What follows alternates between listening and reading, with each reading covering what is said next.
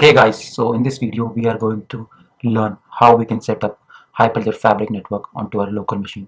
So for this tutorial I have created a slide in which I have mentioned few steps and we will be going to follow these steps only in the tutorial.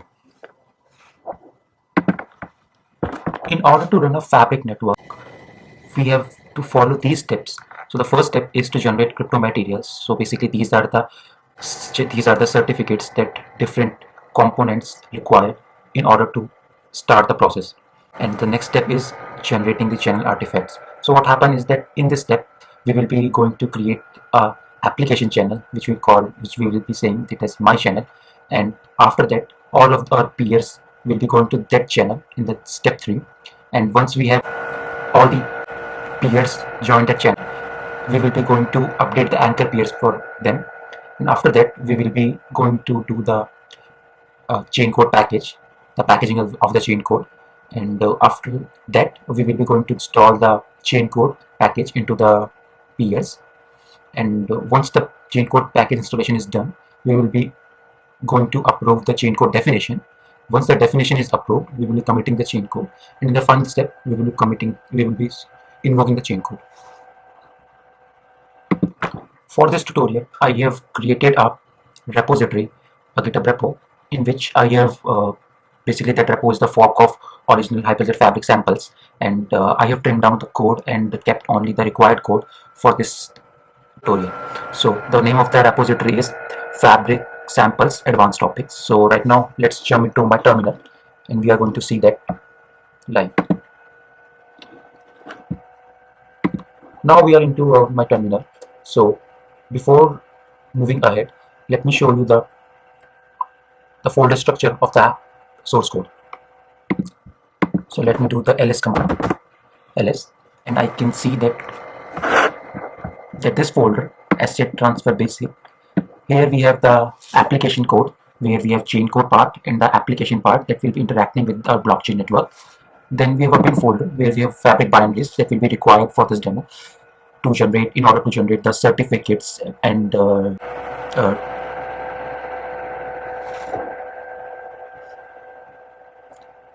this folder is chain code. So this is our test network where our core blockchain code is there. So let me open my VS code, and inside that we will be looking at the files and the scripts that we are going to use for this demo. So let me bring up my VS code.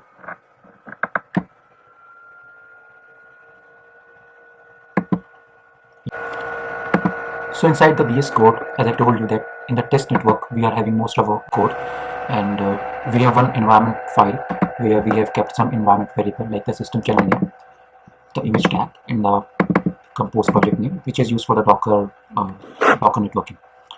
So our main script is network.sh, which will be doing a lot of stuff. Basically all of the stuff will be done by this script only, and we have to pass the subsequent arguments to this script, and this script will be helping us in setting the channels, then joining the channels, then installing the chain code, and then chain code approval, and then committing the chain code. So let me just run this script followed by some of the parameters, and then we will be looking into the logs that are being generated by the script, and we will be discussing those. Let me bring up my terminal.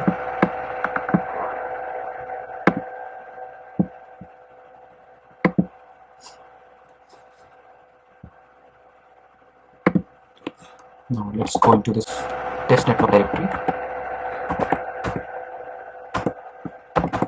Yes. Now what we'll be going to do, first we will be creating the channel. So the name of the channel that we are going to create is my channel. So we can pass this channel name into the command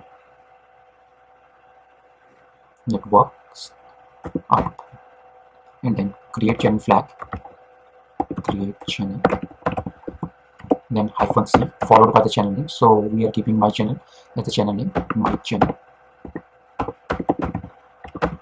and then -i for the image tag. So I'm here explicitly passing this image tag just to be sure, because in our environment file the The image tag is defined as latest, but since Fabric team has removed the latest tag from few of his Docker images, so I'm explicitly mentioning the tag name, the tag version.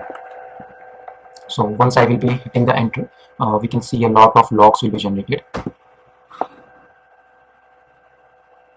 So it is spinning up the Docker containers. Now it is using this config txt tool to generate the channel artifacts. Now it says that my channel has been created, and now it is going to join the channels. Now it is going to update the anchor periods here. So let me explain you all of the steps that the script has taken, and you can also look into this script for more detailed instructions. So this is just an information message that whatever parameters we have passed, based on that it is giving us the result. Like it is showing that my channel will be created, and we are using LevelDB as the state database, because we haven't explicitly defined that we want to use CouchDB as our state database. And then it is generating crypto materials using CryptoGen tool. So basically we have two approaches. So first one is CryptoGen. We can use CryptoGen to generate our certificates, and the second approach is to use Fabric CS server. And Fabric CS server, we will be also looking that into the next sessions, but for this tutorial purpose, or for this demo purpose, I'm using CryptoGen because it is easier to set up and it is fine with the development part. So for this we are going to use Crypto.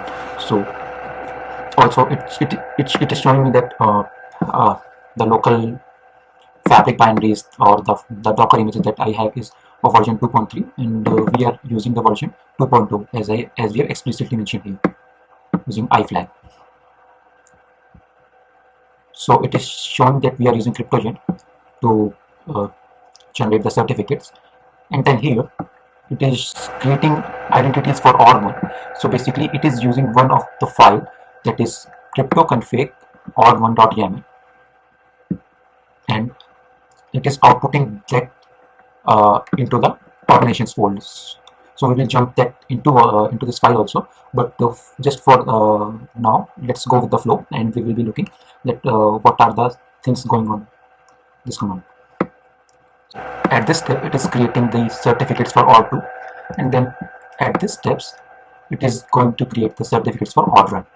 Now it is doing some basic stuff like copying the connection profile that will be used for interacting with the network into the respective folder, and then it is generating the Genesis block. So Genesis block is the very first block of any blockchain network, and in this case we are using Fabric, so it is the very first block of the Fabric network.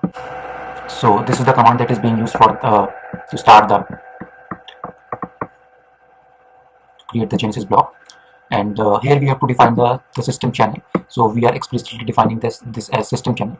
Also we can use the environment variable. We have also defined that in the environment variable, so we can update that from there also.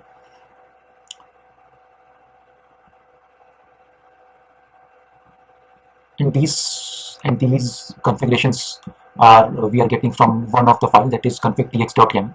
So from that files, this command is picking up the configuration, and before this, before running this config.txt tool, we have to define the path for that file. We have to set the Fabric CFG path, and once that path is set up, only then this tool can locate that file and take configuration from that file. So it also said that the order type that we are using is etcd raft, so we are using raft as our ordering service. And here are some basic some information about the raft order that we are using. So it has a tick interval of 500 milliseconds, then an election tick of 10, and the heartbeat tick is of 1.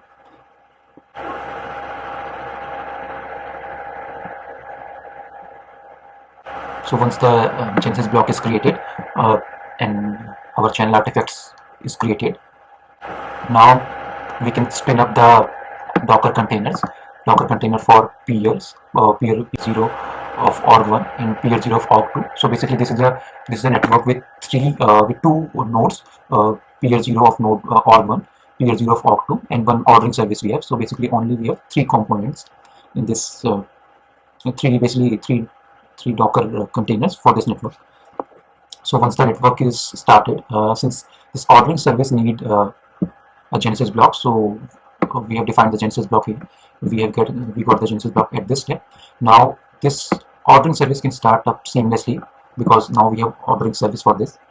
So we have fabric, we have Genesis block for the order. Now in these steps we are basically creating the uh, my channel transaction, and then we are updating the anchor pairs using this command, anchor pair for org1, and similarly we are then doing this anchor pair update for org2. Now we are creating the channel here, that is the my channel.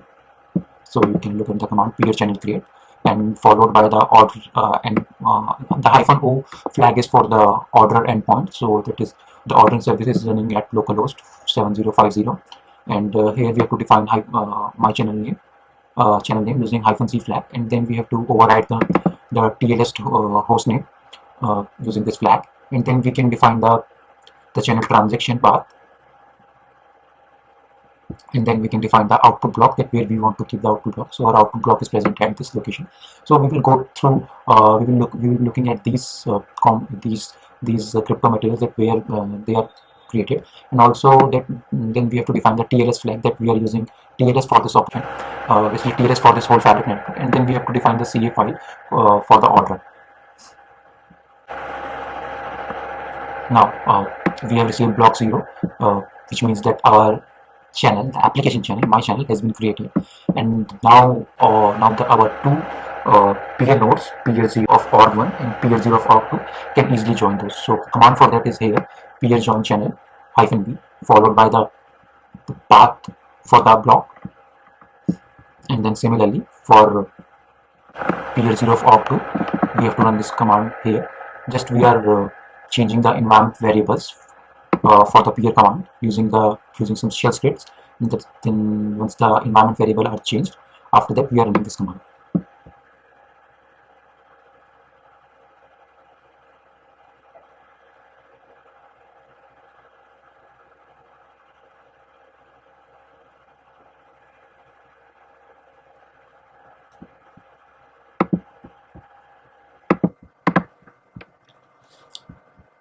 After my channel has been created, now it's time to join the channel. So we are running this command, peer channel join, followed by the path of my block, or my channel block, and once this peer joins the channel, then we are updating the environment variable for the peer command to run it using organization 2 configurations.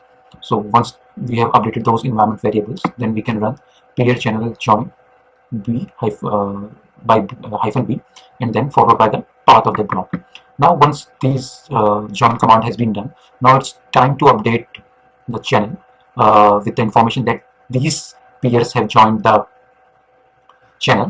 So to update the channel, we are using the command peer channel update -o for the ordering service endpoint, that is localhost 7050, because our ordering service is running on this port in a Docker container, and then we have to override the TLS host name with the respective ordering service name. Then we have to define the channel name -c my channel, and then followed by the anchor pairs that we generated in the previous steps.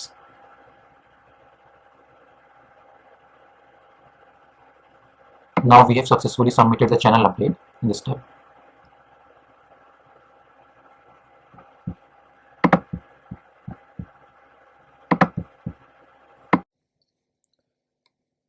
Once our containers are up and running, now we have to create the channel transaction. So for this, we are using this command, config-tx-gen -profile, then the name of the profile, then output create channel transaction, and this is the name of the channel transaction that we are creating in this path, channel artifacts followed by my channel.transaction. Now once this my channel.transaction has been created, we can see that writing new channel transaction is there. So it means that our channel transaction has been created. Now we are creating the anchor pair update transaction, and for this we are again using config-tx-gen followed by the profile, the to channel, and here we are passing the output flag, that where we want to store the output. So the output will be present at channel artifacts org1 msp anchor pair, and then -channel id, which is our application channel name, my channel, and then we are defining as org parameter as org1 MSP. Now once this is done, we will be repeating the same step for the org2. So here it is. We can see that now this time we are outputting it as org2 MSP anchor peer anchors, and then followed by MSP2 org. Again we can see that write anchor peer update was successful. Now it's time to create the channel, which is my channel. So my peer channel create, and then -o is for ordering services endpoint. So we are passing localhost 7050, which is the port of the Docker container of our order, and then the name of the channel, my channel, and then order TLS hostname override, which is the name of the service, the Docker service, and then we are defining the path where our channel transaction is present. So in one of our steps we saw that we created a channel transaction, and after that the important thing here to note is the output block flag, this output block flag, and here we are defining the where our output block is residing. So it will be present at this directory channel artifacts followed by my channel.block, and then we are defining -tls for that this network is TLS enabled, and then the CA for the orderer, CA file for the orderer.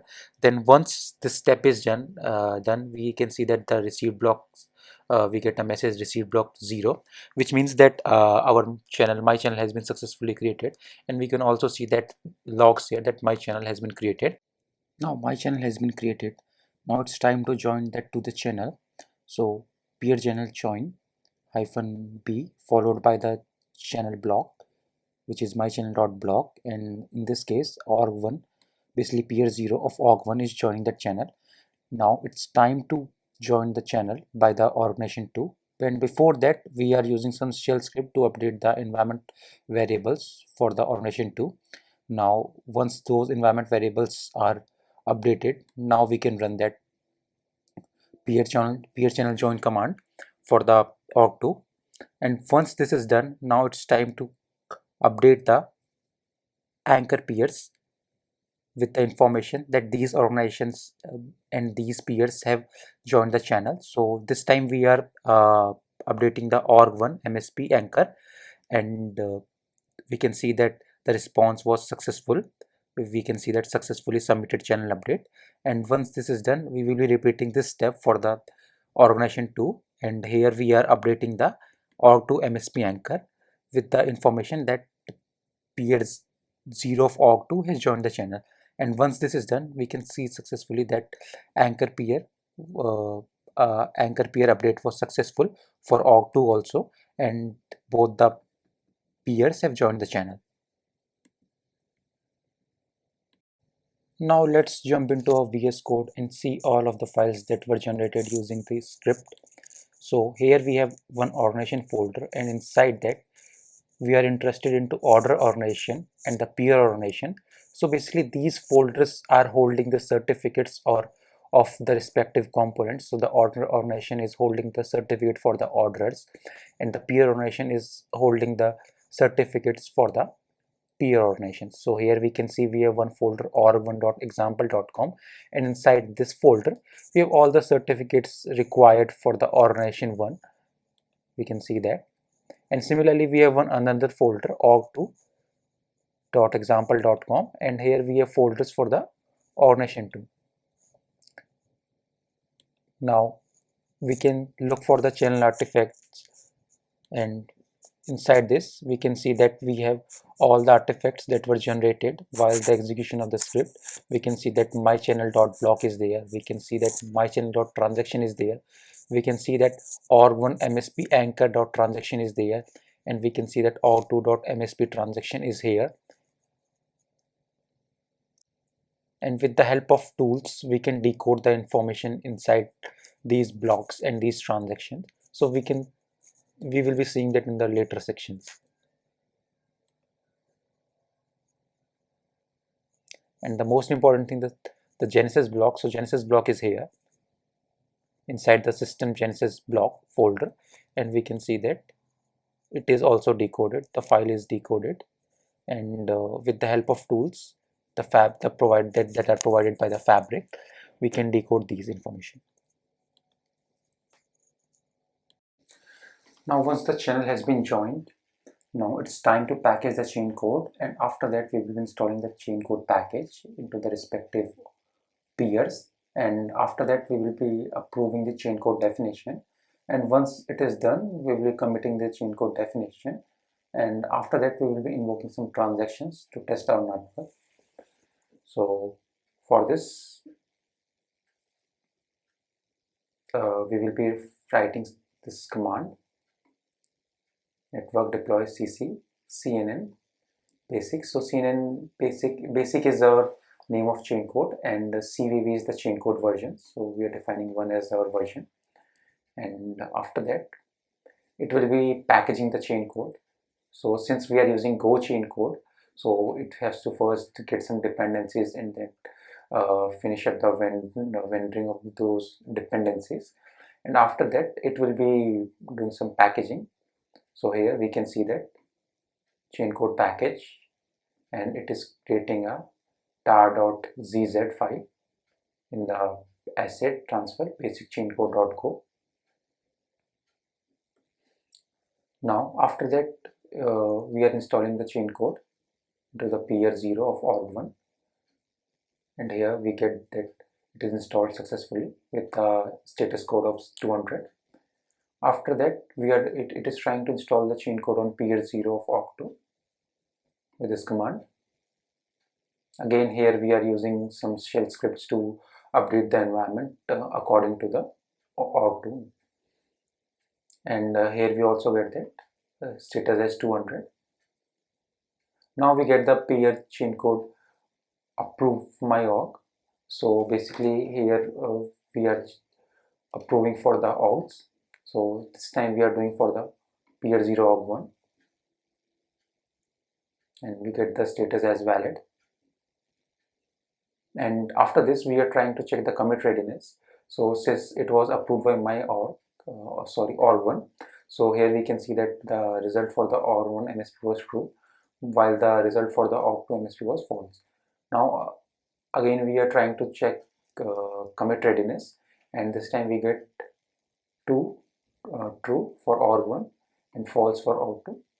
Now this time we are doing approval for the org2, and we can see that we got the status as valid. And if we try to do the commit readiness now, we will be getting true for both of the cases, for both of the organizations. Again we tried that again, and we get true for both. Now it's time to commit the chain code. So PL lifecycle chain code commit, and followed by the ordering service endpoint, and then we are overriding the TLS hostname.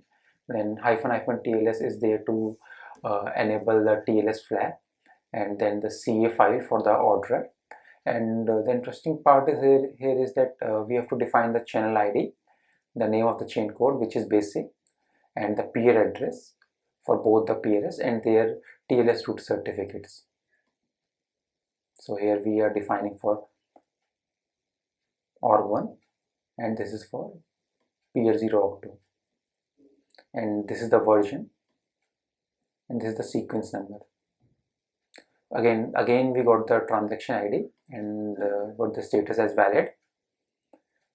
Now if we try to look for the committed chain code, we are getting the response like version 1, sequence 1, and the endorsement plugin is ESCC, and the validation plugin that was used is VSCC. And we get the approval results that it is approved by org1 MSP and the org2 MSP. Again we are trying to do the same query, but this time we are trying to do with peer 0 of org2.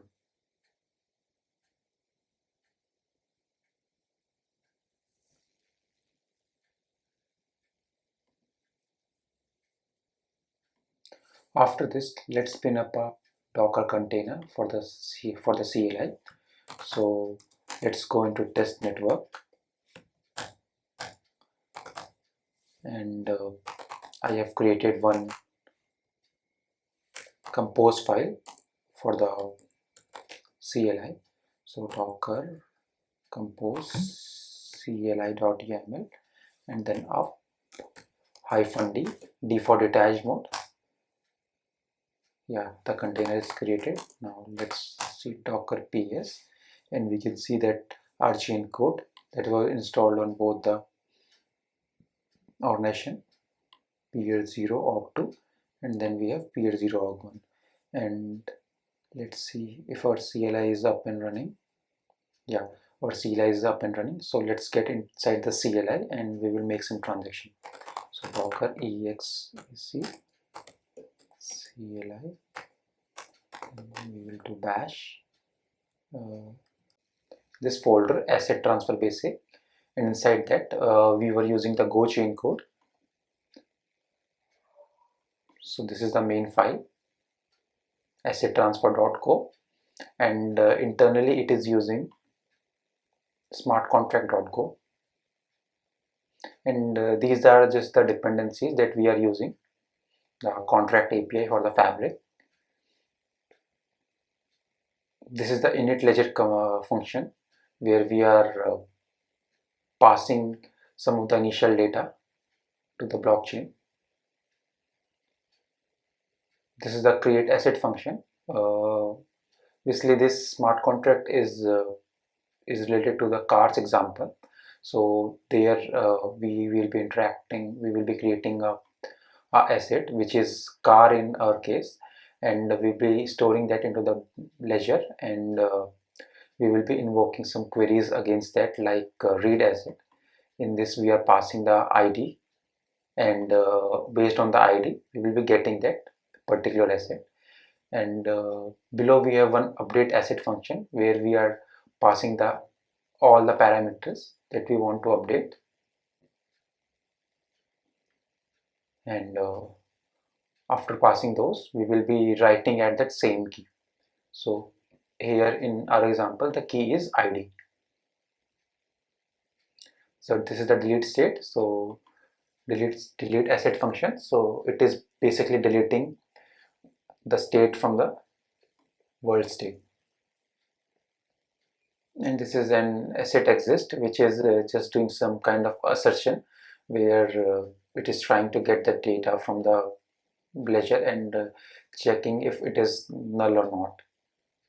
So these are some basic operations, but just for this demo we are mostly involved into two functions like create asset, and then I have also defined one function that is get all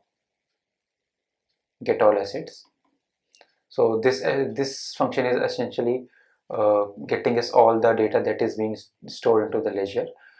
Probably for just for your practice you can explore other functions also, like delete asset, asset exist,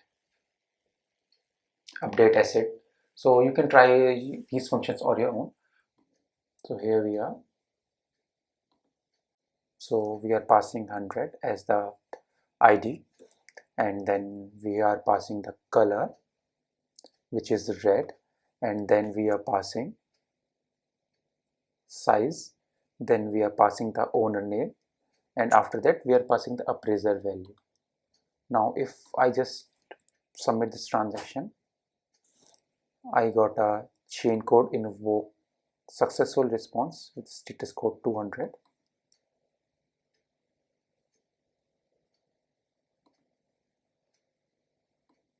Now let's do some query, but before that let's make some few more transactions, and then we will query the chain code.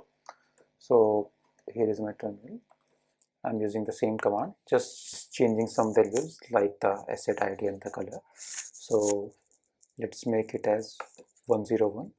Color could be blue, size could be, let's say, 10, then the owner could be Tom, and the appraisal value, let's say it is 100. Again we got the successful response. Now what we can do is we can just make a simple query, peer chain code query, and then after we have to pass the channel name and then the chain code name, so -c channel name,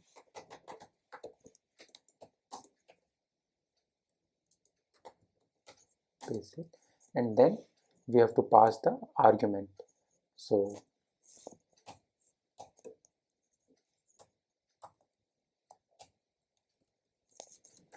args, and after that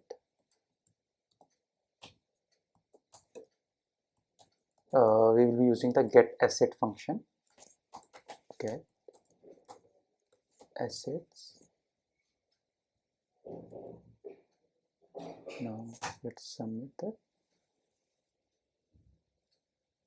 Okay, so I think we messed up with the command.